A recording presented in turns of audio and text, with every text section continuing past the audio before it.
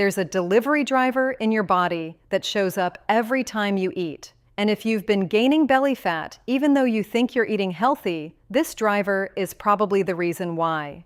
In the next 9 minutes, you're going to learn what this driver is, why your cells stop accepting his deliveries, and how that leads directly to belly fat storage. More importantly, I'm going to give you 5 simple changes that can flip your body from fat storing mode to fat burning mode without counting a single calorie. This matters because most diet advice ignores this one mechanism. You can eat healthy foods and still gain belly fat if you don't understand how this delivery system works. Once you understand it, weight loss becomes much simpler. Let's start with something most people never learn. Chapter 1: The delivery driver you never knew about. There is a hormone in your body called insulin. Think of it as a delivery driver whose job is to move energy from your blood into your cells. Every time you eat, especially carbohydrates, your body breaks food down into glucose. Glucose is sugar that travels through your bloodstream. Insulin shows up and signals your muscle and liver cells to take that sugar inside. Your cells use it for fuel. That is how the system is designed to work. But here's the problem. What happens if that driver shows up at your door 20 times a day? Every 2 hours, knock, knock, knock. At first, you answer. Over time, you stop getting up, you ignore it, you pretend you're not home. Your cells respond the same way. When insulin shows up too often, they become resistant. They stop responding the way they should. And this is where belly fat begins to build. Chapter 2: Where the packages end up. If your cells do not take in the glucose, it still has to go somewhere. Too much sugar in your blood is harmful. Your body cannot leave it there, so it stores it. One of the main storage sites is your fat tissue, especially around your belly. Large studies show that belly fat strongly predicts insulin resistance. In fact, waist size explains most of the difference in how sensitive people are to insulin. That means how well your cells respond is closely tied to how much fat is stored around your middle. And this creates a cycle. More belly fat leads to more insulin resistance. More insulin resistance leads to more fat storage. The cycle continues. Now pause for a moment. How many times a day do you eat? Count meals, snacks, sugary drinks, and small bites. If it is more than 4 or 5 times, your insulin may not be getting enough rest. We will come back to that. Chapter 3: Fast carbs versus slow carbs.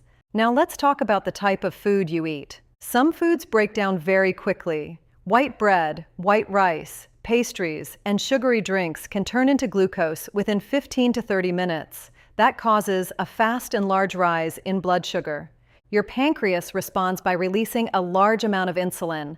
That is a strong and sudden signal to store energy. If this happens meal after meal, day after day, your cells become less responsive. Now compare that to beans, vegetables, oats, and whole grains. These foods break down slowly. Glucose enters your blood over a longer period of time. Insulin rises more gently. Your cells can handle that level of delivery.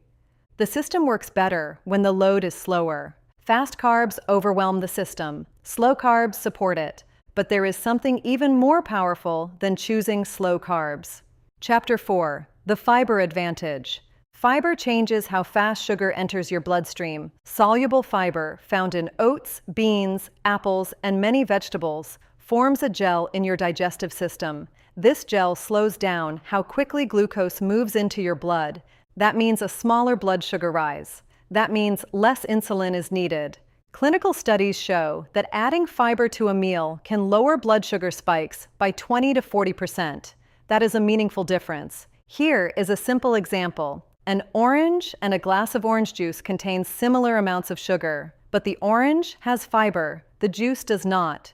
The orange leads to a slower rise in blood sugar. The juice leads to a faster spike. Same sugar, different response. Fiber helps control the speed of delivery.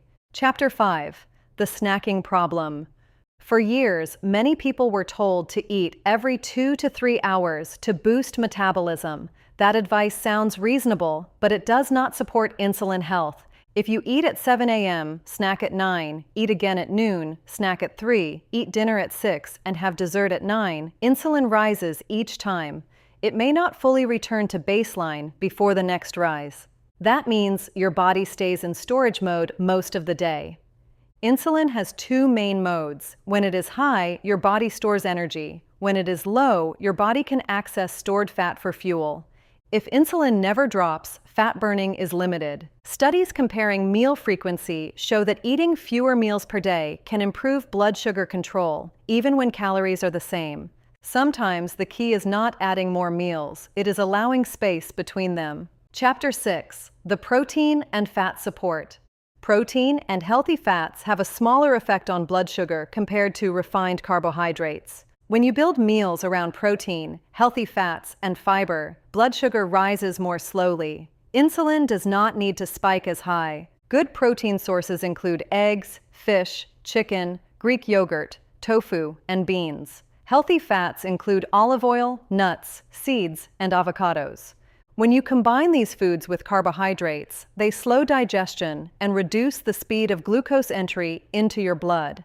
That helps protect your cells from constant high insulin exposure. You stay full longer, you snack less. Insulin has more time to return to baseline.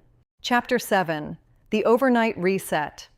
Now here is one of the simplest strategies. Allow your body a consistent 12-hour break from eating each night. If you finish dinner at 8 p.m. and eat breakfast at 8 a.m., that creates a 12-hour fasting window. During that time, insulin remains low. Your body can shift toward using stored energy. Research on time-restricted eating shows improvements in insulin sensitivity, even when weight does not change. That means the benefit is not only about calories, it is about giving the system time to reset. Some people extend the fasting window to 14 or 16 hours. That can be helpful for some individuals. But 12 hours is a safe and practical starting point. Consistency matters more than extremes. Chapter 8: Your 5-Step Plan. Let's make this clear and simple. 1. Reduce eating occasions. Aim for 3 meals per day with minimal snacking. Allow insulin to come down between meals. 2. Replace fast carbs with slower options. Choose whole grains, beans, and whole fruits instead of refined products. 3. Add fiber to each meal. Include vegetables, legumes, oats, or whole fruits regularly. 4. Build meals around protein and healthy fats. Use carbohydrates as a side, not the center of the plate. 5. Create a 12-hour overnight fasting window. Finish dinner earlier and delay breakfast slightly if possible. These changes support how your body is designed to work. Conclusion: insulin is not the enemy. It is a necessary and important hormone.